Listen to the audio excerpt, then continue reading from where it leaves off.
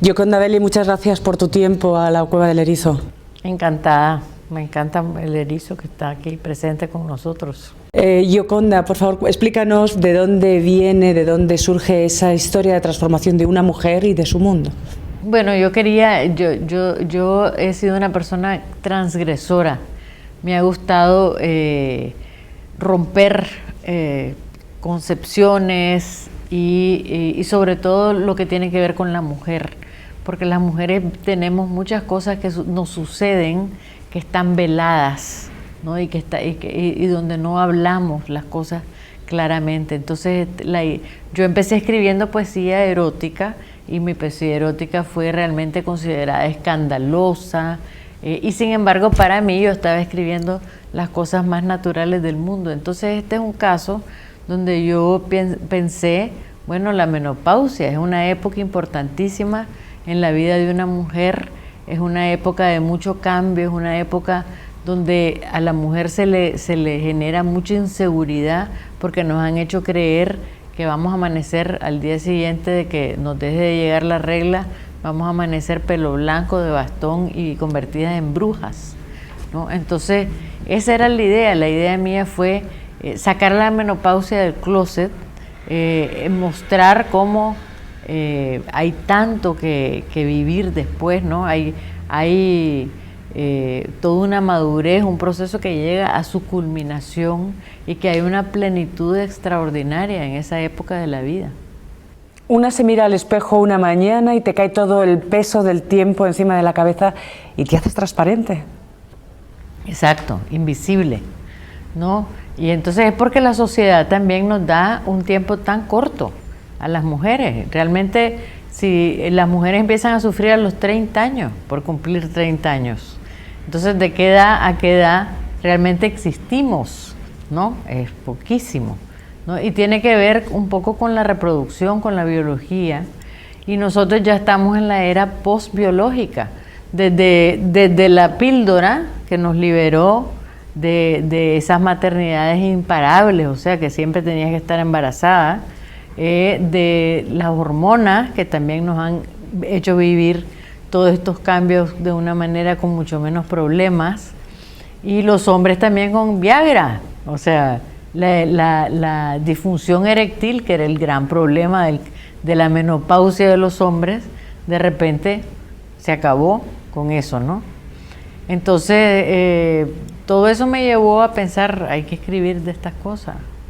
Dicen que tu novela es una novela flaubertiana de una mujer madura. ¿Tú estarías de acuerdo con algo, una definición de ese tipo? Es flaubertiana en el sentido de que ella es una mujer que sueña, es una mujer que tiene su función, pero además tiene todo lo que ella habría querido ser. Habría querido ser médico, habría querido ser muchas cosas, pero ella toma la decisión, como hacen muchas mujeres en el mundo, de dedicarse únicamente a sus hijos, a su matrimonio, ¿no? Y cuando ya se acaban los hijos, no se acaban, pero se van los hijos, se acaba su rol maternal, su rol de reproductora de la especie. ¿Qué pasa con ella, no? ¿Cuál es su sentido de la vida? Sobre todo en una época en que vivimos mucho más tiempo. Supuestamente nosotros ahora vivimos 34 años más en promedio que nuestros tatarabuelos. O sea que tenemos una otra vida después de que termina ese papel reproductor. ¿Y qué hacemos con esa vida, ¿no? Entonces Emma encuentra que puede hacer una revolución y que esa revolución tiene que ver con su propio placer, con su propia realización como persona. La sociedad moderna ha pasado del amor romántico a tener grandes expectativas sobre las experiencias sexuales, ¿no te parece? Sí, bueno, la sexualidad es atractiva y la sexualidad es hermosa y la sexualidad es la obsesión de nosotros todos, sobre todo en la parte de la juventud, porque tenemos que reproducir la especie, ¿no? Uno se pone a pensar en lo que hacen las abejas, lo que hacen las libélulas, lo que hace todo el reino animal obsesionado con la sexualidad, ¿no? Y nosotros no nos apartamos de eso, somos parte de todo eso. Pero el ser humano además tiene la capacidad de vivirlo aparte de la reproducción, y hay una sexualidad ya despojada de la reproducción por el puro placer de lo que es la sexualidad, que sucede precisamente en esta época de la vida, en la época donde ya se supone que ya pasaste por ese papel funcional de la sexualidad y podés tener un segundo aire, ¿no? Y descubrir una sexualidad muy rica.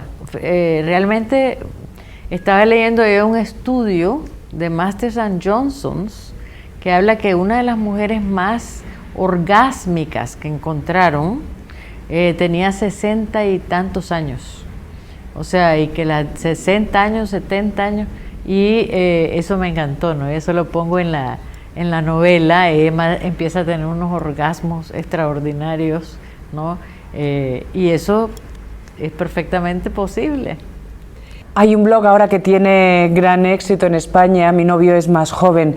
¿Esto de tener un amante más joven es amor o es todo un mito?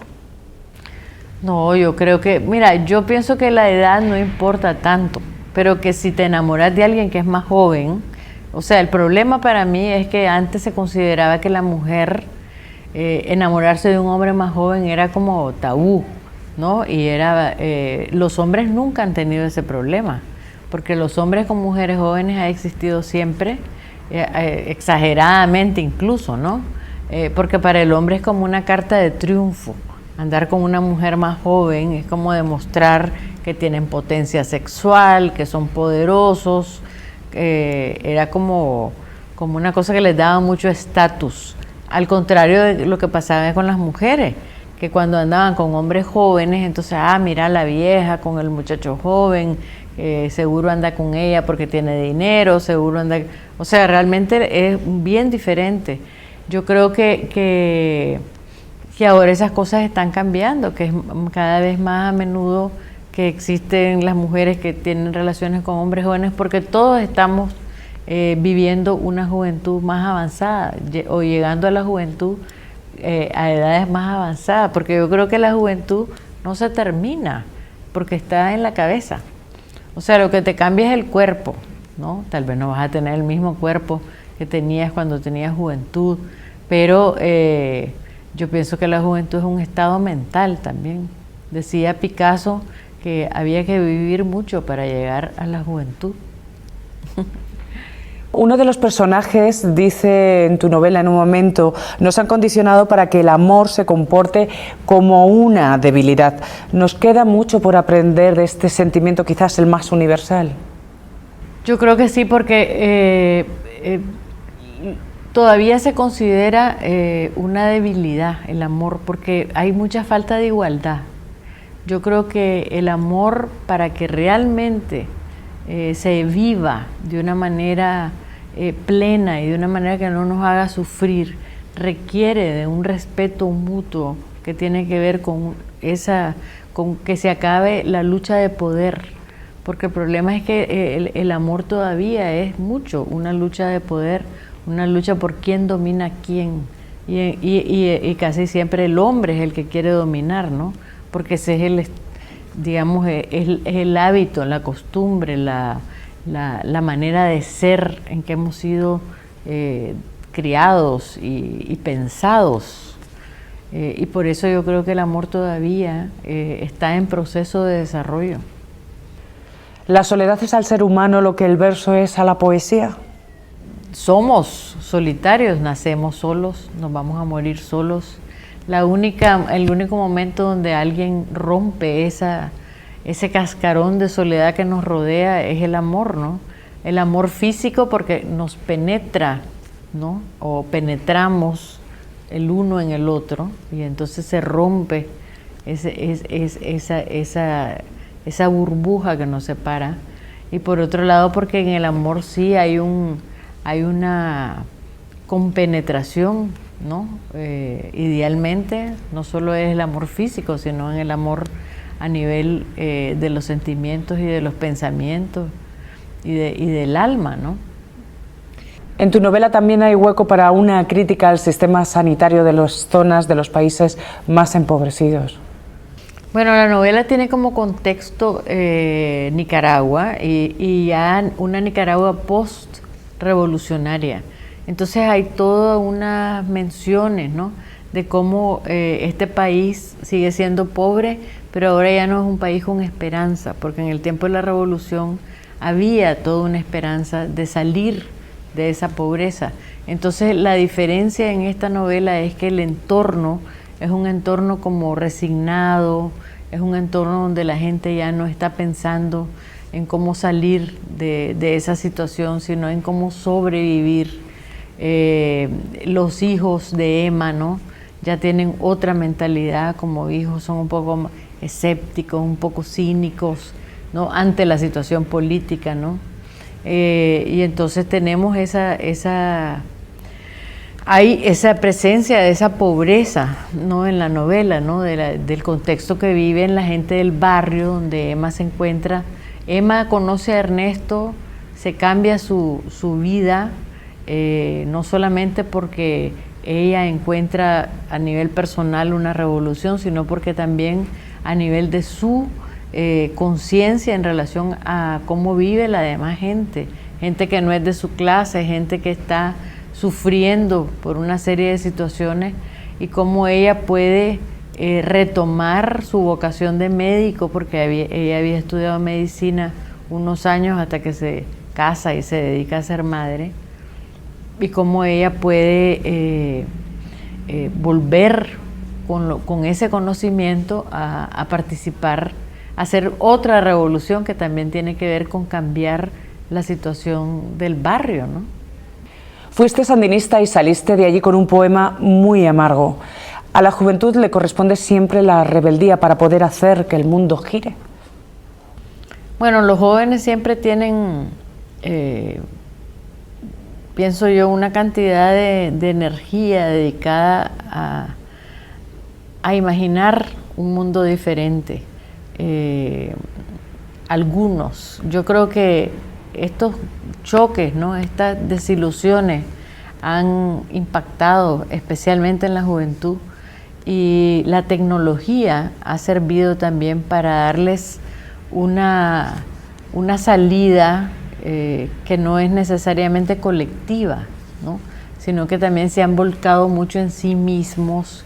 Hay mucho narcisismo, ¿no? Toda esta Facebook, Twitter, inmediatez, y un poco de hacer cada cual su periódico propio, ¿no?, de su propia vida. Eso es lo que es el Facebook en cierta manera, pero también tiene un enorme potencial revolucionario, pues, revolucionario en otro sentido, pero de cambio, porque también yo veo muchachos que están muy preocupados por la ecología y logran crear sitios en Facebook donde empiezan a preocuparse juntos por esas cosas. Yo creo que vamos a ver un cambio muy grande en términos de cómo enfocar los cambios en el mundo, ¿no? Porque ahorita nosotros todavía tenemos la mentalidad de nuestra generación, de cómo hicimos esos cambios. Y yo creo que la forma de hacer los cambios ahora va a ser muy distinta. Eso espero, ¿no?, que va a ser menos el protagonismo individual y más un protagonismo colectivo. Veremos.